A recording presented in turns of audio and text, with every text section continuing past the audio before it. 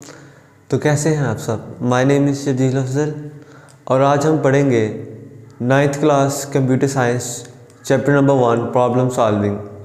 अगर आपको याद हो, जो हमारा लास्ट लेक्चर था उसमें हमने फ़्लो चार्ट की डेफिनेशन और उसके सिंबल को डिस्कस किया था कि उसके सिंबल्स क्या हैं, उनको किस तरह उसकी जो हमारे पास सिंबल है उनका डायग्राम क्या है, उनके नेम्स क्या हैं और उनकी डिस्क्रिप्शन क्या है। हर एक को हमने फर्दर डिटेल के साथ देखा था।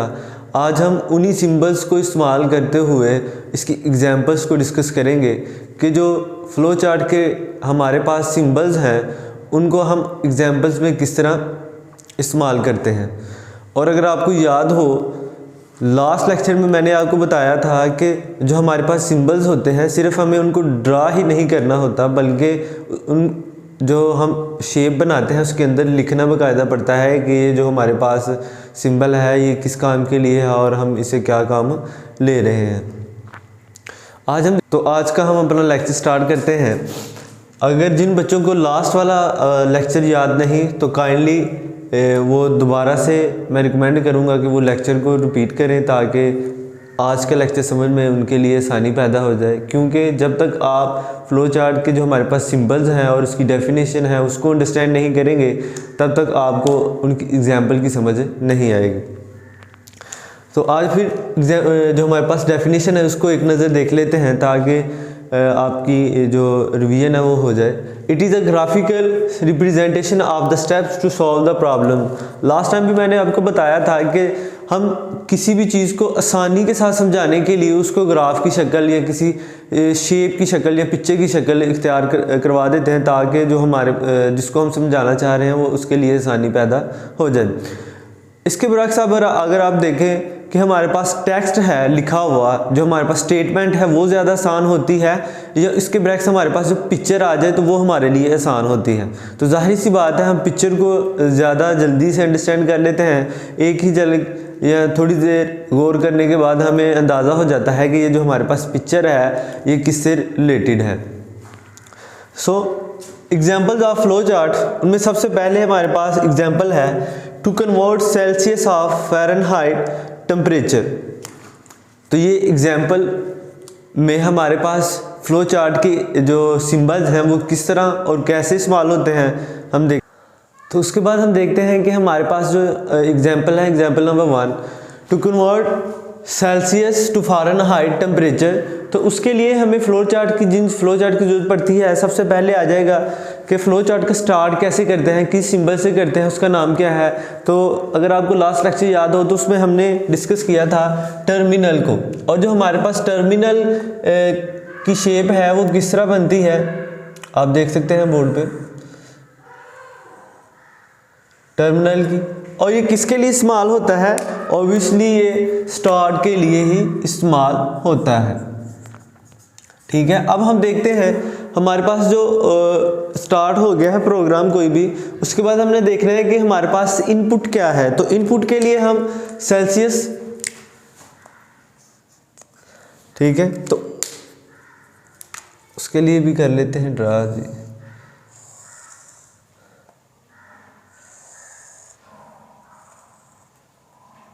सेल्सियस लिख लेंगे, सेल्सियस, ठीक है।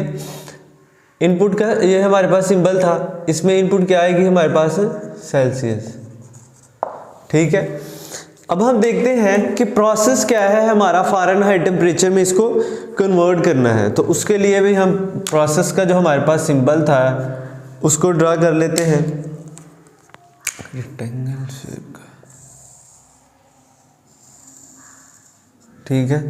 इसके अंदर अब लिख लेते हैं कि हमारे पास जो फ़ारेनहाइट है, फ़ारेनहाइट, इसका फार्मूला क्या है? तो आ जाएगा सेल्सियस मल्टीप्लाई 9 डिवाइड बाय, जो हमारे पास सेल्सियस का फार्मूला था वो सेल्सियस मल्टीप्लाई फ़ारेनहाइट का formula Celsius multiply 9 divide by 5 plus 32। तो उसके बाद हमारे पास इसको, ये जो हमारा प्रोसेस हो रहा है, इसके बाद कोई ना कोई हमारे पास इनपुट आती है। तो इस इनपुट के लिए हम दोबारा से ड्रा कर लेते हैं।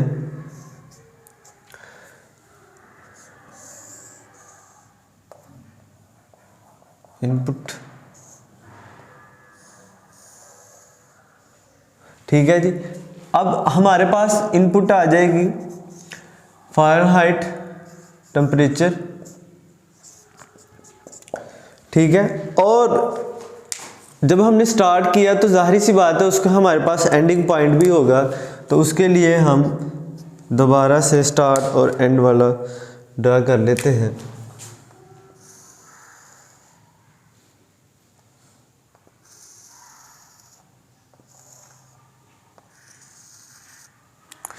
तो हम इसमें लिख देंगे एंड।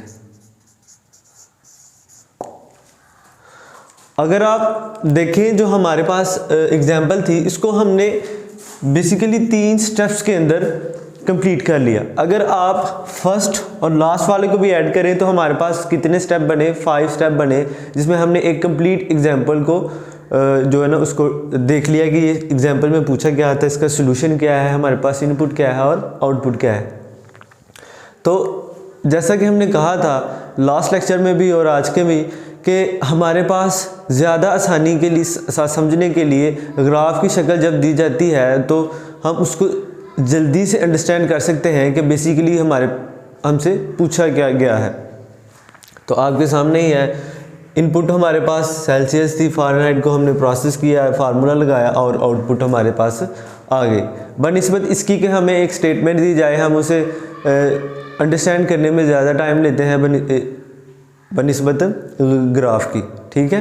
अब हम देखते हैं कि जो हमारे पास सेकंड एग्जांपल है, इसको किस तरह सॉल्व करते हैं। इसमें पूछा क्या गया है, कहते हैं find the volume of a cube. तो इसमें हम क्या करेंगे, लास्ट बोर्ड की तरह जिस तरह हमने फ्लो चार्ट का इस्तेमाल किया था, इसमें भी सबसे पहले स्टार्ट करेंगे, देन हमारे पास इनपुट आएगी, और जब हमारे इनपुट आएगी तो हम जब मैथमेटिकली करेंगे, कोई भी एग्जांपल है हम जब फ्लो चार्ट के ज़रिए उसको डिज़ाइन कर रहे होते हैं तो उसका जो प्रोसेस होता है वो किस में होता है, मैथमेटिकल में होता है। यानी वो मैथमेटिकल किस में होता है, प्रोसेस में होता है। देन हमारे पास आफ्टर कैलकुलेशन हमारे पास आउटपुट आती है, और आउटपुट के बाद आउटपुट हमारा फाइनल रिजल्ट होता है। देन हम एंडिंग का पॉइंट जो है वो शो करते हैं। तो उसके लिए आपको समझाता हूँ, जो हमारे पास सबसे पहले आएगा टर्मिनल, वो क्या आएगा, स्टार्ट। जो स्टार्ट का सिंबल है उसको क्या बोलते हैं हम, टर्मिनल। देन हमारे पास इनपुट का सिंबल आता है, ठीक है, जो इनपुट है वो देनी होती है, ठीक है। उसके बाद हम देखते हैं कि इनपुट के बाद हमारे पास जो थर्ड वाला आता है वो होता है प्रोसेस, ठीक है, प्रोसेस। अब जो हमारे पास प्रोसेस है, इसमें हम किसी भी चीज़ को फाइंड आउट करने के लिए उसका मैथमेटिकल जब करते हैं तो वो किस में करते हैं, प्रोसेस में होता है। यानी फार्मूलाज वगैरह जो उसकी कैलकुलेशन होती है वो किस में हम करते हैं, प्रोसेस में करते हैं। प्रोसेस के बाद हमारे पास तो एक और मरहला आता है, उसमें हम क्या करते हैं, आउटपुट आती है हमारी, और देन हमारे पास जो लास्ट वाला पॉइंट आता है उसे क्या कहते हैं, एंड। तो ये था हमारे पास ऐसी तरतीब जिससे हम किसी भी एग्जाम्पल को सॉल्व कर सकते हैं और आसानी के साथ अंडरस्टैंड कर सकते हैं कि बेसिकली हमसे पूछा क्या गया है। या हम किसी को समझा रहे हैं तो ये 5 स्टेप्स जो हैं उसमें हम बता सकते हैं कि किस तरह कोई भी चीज़ है उसको आसानी के साथ अंडरस्टैंड किया जा सकता है। फर्स्ट वन हम स्टार्ट करते हैं, सेकंड हमारे पास हम देखते हैं कि हमारे पास इनपुट क्या है, उसके बाद हम उसको प्रोसेस करते हैं, अंडरस्टैंड करते हैं, मैथमेटिकली करते हैं, और देन हमारे पास आता है आउटपुट। उसके बाद लास्ट में हमारे पास रिजल्ट आता है और उसके बाद एंड। तो ये जो हमारे पास एग्जाम्पल्स हैं ये बोर्ड के हवाले से बहुत ज़्यादा इंपॉर्टेंट है। आप फर्दर इनकी प्रैक्टिस करें अपनी कापीज़ के ऊपर, और बोर्ड में वो आपसे इससे हट के भी कुछ चीज़ें पूछ सकता है। तो उसके लिए हम नेक्स्ट एग्जाम्पल देखते हैं और इसकी प्रैक्टिस करते हैं। कहता है कि एग्जाम्पल नंबर 3 है हमारे पास, to find the sum product and average of 5 given numbers. हमने फाइंड क्या करना है, सम, प्रोडक्ट और एवरेज हमने क्या करनी है, मालूम करनी है। तो आपको ये पता होना चाहिए कि सम किस तरह फाइंड आउट करते हैं, प्रोडक्ट किस तरह मालूम करते हैं, और जो हमारे पास एवरेज है इसको किस तरह मालूम करते हैं। और सबसे पहले हमने काम क्या करना है, तो इसके लिए हम ड्रा कर लेते हैं। आपने इनको लाजमी जब भी फ्लो चार्ट डिज़ाइन करना है तो इस चीज़ को लाजमी अंडरस्टैंड करना है कि फर्स्ट स्टेप हमारा कौन सा होता है। तो फर्स्ट स्टेप क्या है हमारे पास,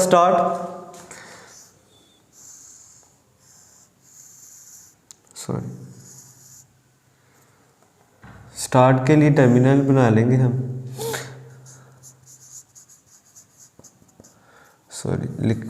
अंदर स्टार्ट लिख लेते हैं, स्टार्ट। उसके बाद देन हमारे पास आएगा इनपुट,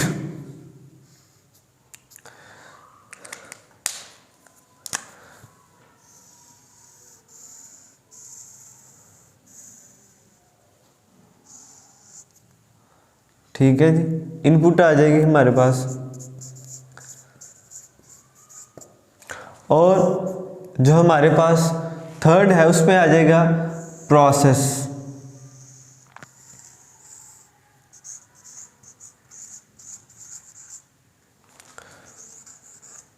और लास्ट में हमारे पास क्या आएगा, आउटपुट,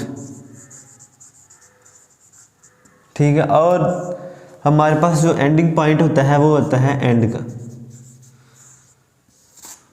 ठीक है। अब हम देखते हैं कि इसको, जो हमारे पास एग्जांपल है इसको सॉल्व किस तरह करना है। स्टार्ट आ गया हमारे पास, उसके बाद इनपुट क्या है, हमें 5 गिवन नंबर्स दिए हुए हैं, सम जिसका हमने 5 गिवन नंबर्स हैं,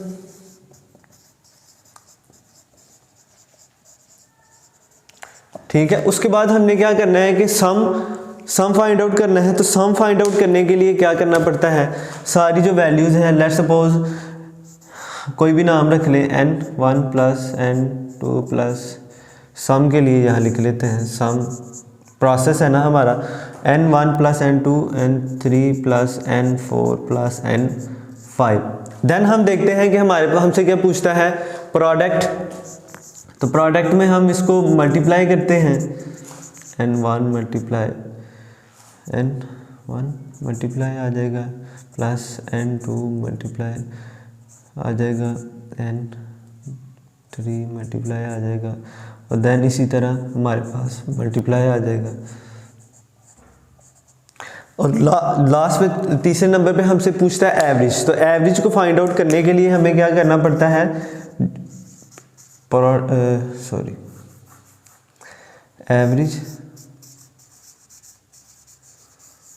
एवरेज को फाइंड आउट करने के लिए हमें प्लस करना पड़ता है, और लास्ट पे 5 के जो जितनी हमारे पास गिवन नंबर्स हों, लेट्स सपोज अब हम एग्जांपल में 5 दे रहे हैं तो हम 5 के साथ उसको डिवाइड करेंगे। किस तरह, उसी तरह जिस तरह हमने सम किया था, n1 plus n2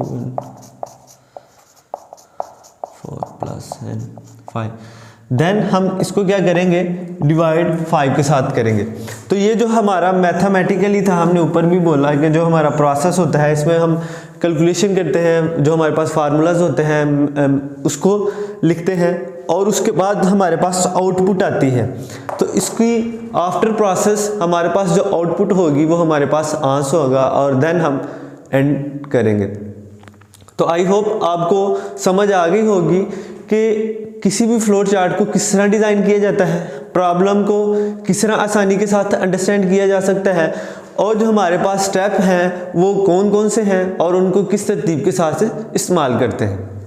so next एक और एग्जांपल देखते हैं जिससे हमें और अंदाज़ा हो जाएगा कि हम किस तरह एक जो हमारे पास फ्लोर चार्ट है उसको डिज़ाइन कर सकते हैं।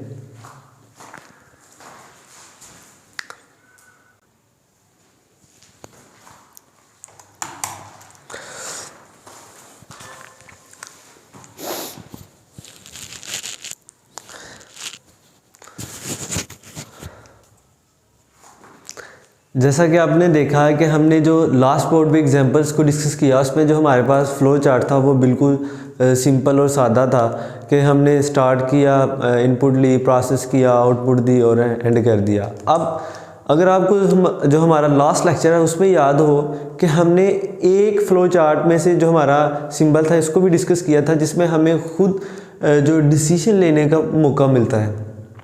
तो उसका फ़्लो चार्ट में कैसे इस्तेमाल करते हैं और देखते हैं अपने बोर्ड की तरफ। Find the whether the given number is odd और इवन।